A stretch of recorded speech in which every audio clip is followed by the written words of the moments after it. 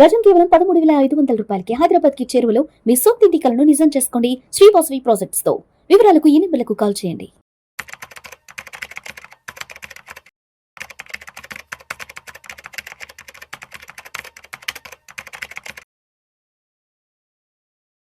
నమస్తే, welcome to Vishnu talks. నేను విష్ణు. ప్రస్తుతంతో పాటు సీనియర్ ఫినాన్స్ ప్రొఫెషనల్ గిరిబాబు గారు ఉన్నారు. సార్తో మాట్లాడదాం. గిరిబాబు గారు నమస్తే సార్. నమస్తే అండి. Welcome to Vishnu talks. Thank you so much for being with Vishnu talks. Thank you అండి. నేను ఎప్పుడు పిలిచినా కూడా మీరు వెంటనే మీరు సమయం ఇచ్చి విష్ణు టాక్స్కి వచ్చి సుమన్ టీవీ ఆడియన్స్కి ఎప్పటికప్పుడు ఒక మంచి ఎడ్యుకేటివ్, ఒక ఇన్ఫర్మేటివ్ కంటెంట్ని ఎప్పటికప్పుడు మీరు కన్వే చేస్తుంటారు. Thank you so much. నేను కూడా ఎప్పటికప్పుడు కొత్త కంటెంట్ క్రియేట్ చేసి మన ప్రేక్షకులకు అందిద్దామని ఆహర్నిశలు కష్టపడుతూ ఉంటాం. Thank you sir. Thank you. So అయితే గిరిబాబు గారు, అప్పుడప్పుడు ఈ సోషల్ మీడియాలో, ఇన్స్టాగ్రామ్, ఫేస్బుక్ వాటిల్లో ఈ ఫైనాన్స్కి సంబంధించి కొన్ని మంచి మంచి ఆర్టికల్స్, ఇవి మంచి మంచి కొటేషన్స్ వస్తుంటాయి సార్. చాలా అట్రాక్టివ్గా ఉంటాయి. ఇవాళ ఒక కొటేషన్ లాంటివి చూశాను.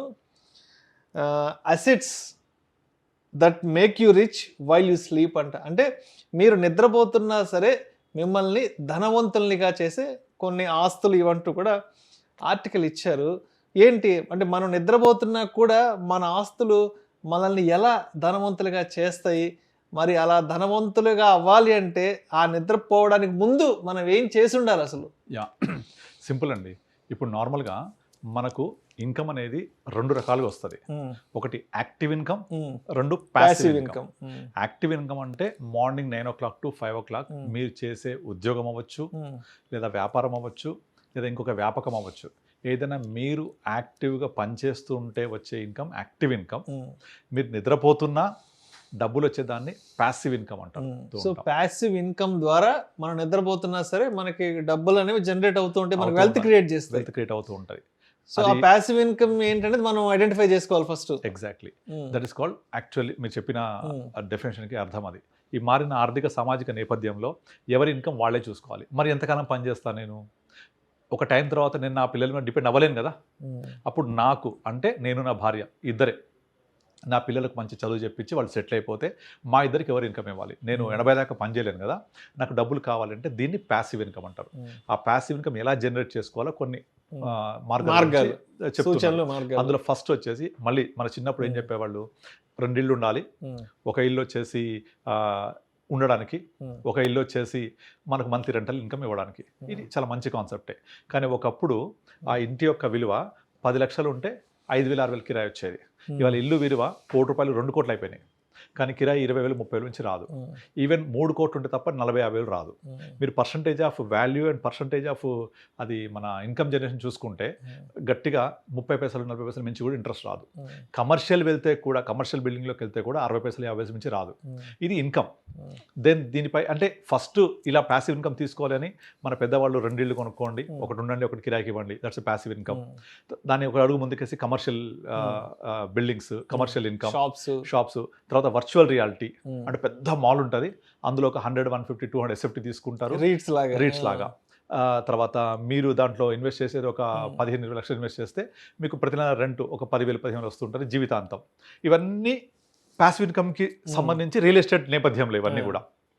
మనం సొంత ఇల్లు కొనుక్కోవచ్చు, రీట్స్ ఇన్వెస్ట్ చేయొచ్చు, వర్చువల్ రియాలిటీ కొనుక్కోవచ్చు, డబ్బులు ఎక్కువ ఉంటే కమర్షియల్ ప్రాపర్టీ కొనవచ్చు. కానీ వీటన్నిటికీ ఒక డ్రాబ్యాక్ ఏంటి అంటే లిక్విడిటీ ఉండదు. మళ్ళీ ఈ అసెట్ని రియలైజ్ చేయాలంటే కష్టమవుతుంది. ఇన్కము స్టడీగా గ్రో అవుతుంది తప్ప ఎక్స్పోనెన్షియల్ గ్రోత్ ఉండదు. అంటే నాకు ఎక్కువ ఇన్కమ్ కావాలంటే పెరగదు. ఇన్ఫ్లేషన్ని బీట్ చేయదు. ముఖ్యంగా ఇప్పుడు రెంటల్ ఇన్కమ్ ఉంది, అది ఒక అసెట్కి రెంట్ వచ్చింది అంటే మళ్ళీ ఆ రెంట్ పెరగాలంటే చాలా కష్టం. టెనెంట్ మారితే తప్ప పెరగదు. టెనెంట్ మారితే మళ్ళీ కొత్త టెనెంట్ దొరకడం కష్టం. కనుక టెనెంట్ ఉన్నంత కాలం అతను ఇచ్చే రెంట్ మీద ఆధారపడి ఉండాలి. నాకు ఖర్చులు పెరిగాయంటే ఎక్కువ రెంట్ ఇవ్వడు, ప్లస్ ప్రాపర్టీ ట్యాక్స్ నేను కట్టుకోవాలి, కొన్ని ఓనర్ కట్టే ఉంటాయి, ప్రతి 3-4 ఏళ్ళకు మెయింటెనెన్స్ చేయాలి, బిల్డింగ్ మెయింటెనెన్స్, కలర్ చేయించడము, అవన్నీ ఖర్చులు ఉంటూనే ఉంటాయి. వీటిని అన్నిటికంటే ముందు టెనెంట్ లేకపోతే జీతం నుంచి రెంట్ రాదు. సో ఈ ప్యాసివ్ ఇన్కమ్కి ఒక classic and good example real estate. కానీ దాని యొక్క ఈ డ్రాబ్యాక్స్, చెప్పిన డ్రాబ్యాక్స్ వల్ల దాని యొక్క ఇంపార్టెన్స్ తగ్గిపోయింది. ఇప్పుడు ఏమైపోయిందంటే అందరూ కూడా ఫైనాన్షియల్ ప్యాసివ్ ఇన్కమ్లోకి మళ్ళుతున్నారు. ఫైనాన్షియల్ ప్యాసివ్ ఇన్కమ్లో ఫస్ట్ మనకు గుర్తొచ్చేది డివిడెండ్ ఇన్కమ్. డివిడెండ్స్, షేర్ల మీద డివిడెండ్. ఎగ్జాక్ట్లీ. మంచి పిఎస్యు స్టాక్స్, మంచి డివిడెండ్ పేయర్స్ కొంతమంది ఉంటారు. అలాంటి స్టాక్స్ కొని పెట్టుకుంటే మీకు సంవత్సరానికి 8-9% చొప్పున డివిడెండ్ వస్తుంది, వాల్యుయేషన్ పెరుగుతుంది. మళ్ళీ ఇక్కడ ఒక డ్రాబ్యాక్ ఏంటి, dividend is taxable. Me marginal tax లాగా కట్టాలి. అంటే మీకు వచ్చే టోటల్ ఇన్కమ్కి డివిడెండ్స్ యాడ్ అయ్యి మీరు ట్యాక్స్ కడతారు. ఆ టోటల్ ఇన్కమ్ ఎంత ఉంది మీరు ఆ ప్రకారంగా ఇది యాడ్ చేసి కట్టుకోవాలి. అండ్ డివిడెండ్స్ అనేది ఎవ్రీ ఇయర్ కంపెనీస్ పే చేస్తాయి. క్వార్టర్లీ చేస్తాయి, కొన్ని హాఫ్ ఇయర్లీ చేస్తాయి, కొన్ని ఇయర్లీ చేస్తాయి. ప్లస్ అప్రిషియేటెడ్ అవుతుంటుంది. ఇది స్టాక్ మార్కెట్లో ఉండే ఒక పెద్ద అడ్వాంటేజ్ డివిడెంట్ ఇన్కమ్. సపోజ్ ఆ స్టాక్ పెరగట్లేదు లేదా బాగా పెరిగిపోయింది, ఇట్లా బటన్ నొక్కి అమ్మేయచ్చు. లిక్విడిటీ ప్లస్ డివిడెంట్ ఆప్షన్ 8-10%, అంటే which is bigger than the real estate. Again real estate 5-6% నుంచి వర్కౌట్ కాదు ఎక్కడ కూడా, బట్ ఇక్కడ 8-10% వర్కౌట్ అయిపోతుంది డివిడెంట్ స్టాక్స్లో. Plus liquidity. నెక్స్ట్ ఇంకోటి ముందుకేసి మనము ఫైనాన్షియల్ దాంట్లోనే మ్యూచువల్ ఫండ్స్ అని ఇంకోటి ఉంటుంది. ఆ మ్యూచువల్ ఫండ్స్లో ద బిగ్గెస్ట్ ప్రపంచం అంతా ఇప్పుడు మాట్లాడుకుంటుంది SWP గురించి, సిస్టమాటిక్ విత్డ్రావల్ ప్లాన్. ఇది బాప్ for all kind of passive incomes. మీరు ఉద్యోగం స్టార్ట్ అయిన దగ్గర నుంచి మీరు అడిగారు కదా ప్యాసివ్ ఇన్కమ్ నిద్రపోతున్న ఎలా సంపాదించుకోవాలని. ఉద్యోగం స్టార్ట్ అయిన దగ్గర నుంచి లేదా బిజినెస్ అయితే బిజినెస్ స్టార్టింగ్ దగ్గర నుంచి కొంచెం 5,000-10,000 కూడా మంచి ఇన్కమే. 25 వయసు నుంచి స్టార్ట్ చేసుకోవాలి. Early investment is good. Exactly. 50 వచ్చేప్పటికి అది మొత్తం కలిపి మన కాంపోనెంట్ ప్రకారం ఒక 4-5 కోట్లు అవుతుంది. దాంట్లో నుంచి ప్రతి నెల 3 లక్షలు సిస్టమాటిక్ విత్డ్రావల్ ప్లాన్ ద్వారా రిక్వెస్ట్ చేసుకొని దీంట్లో తక్కువ ట్యాక్సెస్ ఉంటుంది 12.5%. ఆఫ్టర్ 1.25 lakh దట్టు మనం విత్డ్రా చేసుకున్న నుంచి ప్రిన్సిపల్ పోయిన తర్వాత ఓన్లీ ప్రాఫిట్ మీద ట్యాక్స్ ఇస్తారు. చాలా తక్కువ. పర్సనల్ ఇన్కమ్కి యాడ్ చేయక్కర్లేదు. పర్సనల్ ఇన్కమ్ ఉంటే 12 lakhs వరకు ఏదైతే ఉందో అది పోను ఎక్స్ట్రా. ఇది అంటే tax efficient, more money. Suppose నా ఖర్చులు పెరిగాయి, నా వయసు పెరిగింది, ఇంక్రీజ్ యువర్ SWP కాంపోనెంట్. అలా మన చేతిలో ఫ్లెక్సిబిలిటీ ఉంటుంది. పెంచుకోవచ్చు, తగ్గించుకోవచ్చు, ఒక 3 నెలలు అక్కర్లేదు ఆపవచ్చు, ఇంకా ఇంక్రీజ్ చేసుకోవచ్చు, లేదా కొంత అసలు నుంచి తీసుకోవచ్చు, లెస్ టాక్సేషన్, అన్ని విధాలు తీసుకుంటే సిస్టమేటికల్లీ విత్డ్రా చేసుకోవడానికి చాలా మంచి ప్లానింగ్ లాగా చేసుకోవచ్చు. అంటే ప్యాసివ్ ఇన్కమ్ రియల్ ఎస్టేట్ నుంచి మనం ఇప్పుడు ఫైనాన్షియల్ అసెట్స్లోకి మూవ్ అయినప్పుడు డివిడెంట్ ఇన్కమ్ ఎలా వాళ్ళు పే చేస్తే మనకు వస్తుంది. సిస్టమేటిక్ విత్డ్రావల్ ప్లాన్ అనేది మనము రిక్వెస్ట్ ఇచ్చుకొని తీసుకునేది. ఇది ఒక బెస్ట్ ఆప్షన్. ఇంకొక ఆప్షన్ రాయల్టీ. అందరి వల్ల కాకపోవచ్చు. ఇది కొన్ని బుక్స్ రాస్తారు, రాసి ఆ బుక్స్ ని సేల్ పెడతారు. మనం జీవితాంతకాలం ఆ బుక్స్ కాలం వస్తూనే ఉంటుంది. Good royalty. తర్వాత కొన్ని రకాల ఇంటెలెక్చువల్ ప్రాపర్టీ రైట్స్ ఉంటాయి. ఆ ఇంటెలెక్చువల్ ప్రాపర్టీ రైట్స్ అంటే IP రైట్స్ అంటారు. మనకి ఏదైతే ఒక స్కిల్ ఉంది ఆ స్కిల్ని రిజిస్టర్ చేసుకుంటే మన స్కిల్ ఎవరైనా యూజ్ చేసినా, ఇప్పుడు ఇళయరాజా పాటలు ఉన్నాయి, ఎవరైనా ఆ పాటలు వాడాలంటే ఆయనకు రాయల్టీ పే చేస్తేనే వాడడానికి అవకాశం ఇస్తాడు. లేదంటే ఆయన పాటలు వాడుకుంటే కోర్టులో కేసు ఇస్తాడు. అంతే కదా, ఎవరైనా అంతే రైట్ ఉంటుంది. అంతే కాపీ రైట్స్ అంటారు. అలాంటివి లైఫ్ లాంగ్ డబ్బులు ఇస్తానే ఉంటాయి. కానీ అందరికీ ఆ స్కిల్ ఉండకపోవచ్చు. కనుక అందరికీ అలాంటి స్కిల్ ఉంటే అది కూడా బెనిఫిట్ అవుతుంది. లేదా కొంతమంది స్టాక్ మార్కెట్లో మ్యూచువల్ ఫండ్ ఇన్వెస్ట్ చేసి వెయిట్ చేస్తూ ఉంటారు. As and when they want money they will withdraw. Systematically withdraw చేస్తే మార్కెట్ ఎలా ఉన్నా సరే ఆ పలానా రోజు విత్డ్రా నాకు వస్తుంది. అట్లా వద్దు, నేను పెంచుకుంటూ పోతాను, అవసరమైనప్పుడు తీసుకుంటూ ఉంటా. అది నెలకు అవ్వచ్చు, 3 నెలలకు అవ్వచ్చు, 2 నెలలకు అవ్వచ్చు. ఈ ఫెసిలిటీ వెసలుబాటు మీకు రియల్ ఎస్టేట్ ఉండదుగా. వాళ్ళు ఏదైతే రెంట్ ఇస్తారో అంతవరకే వస్తుంది. అయితే ఇంకొకటి ఏంటంటే ఈ మధ్య కాలంలో చాలా వరకు ఈ వర్చువల్ రియాలిటీ మీద బాగా ఫోకస్ వస్తుంది. ఈ వర్చువల్ రియాలిటీ మీరు ఇన్ని SFTలు కొనండి రెంట్ వస్తుంది, లేదా రీట్స్. వీటిలో డ్రాబ్యాక్ ఏంటంటే లిక్విడిటీ లేకపోవడం. అందువల్ల నాకు చాలామంది చెప్తూ ఉంటారు కొన్ని రకాల కంపెనీస్ ఉన్నాయి, ఆ కంపెనీస్ ఇస్తే తీసుకోవచ్చా అని. అలాగే స్టూడియో అపార్ట్మెంట్ మీకు దగ్గర 1.5-1 crore ఉంటుంది. మీకు రెంటల్ ఇన్కమ్ ఇచ్చేస్తారు 30,000, 40,000, 50,000 అట్లా. కానీ అందులో ఏంటి, ఆ స్టూడియో అపార్ట్మెంట్లో సేలబిలిటీ లేకపోతే, అంటే లైక్ ఆక్యుపెన్సీ లేకపోతే చాలా ఇబ్బంది అవుతుంది. రెంట్ ఇవ్వలేరు వాళ్ళు. అగ్రిమెంట్ ఓన్లీ 4-5 years ఉంటుంది. మేనేజ్ చేస్తారు, వాళ్ళు ఒక లీజ్కి ఇచ్చేస్తారు. కానీ సడన్గా మనకు ఫుట్ఫాల్ లేకపోతే చాలా కష్టం. ఇలాంటి డ్రాబ్యాక్స్ ఉంటాయి అక్కడ.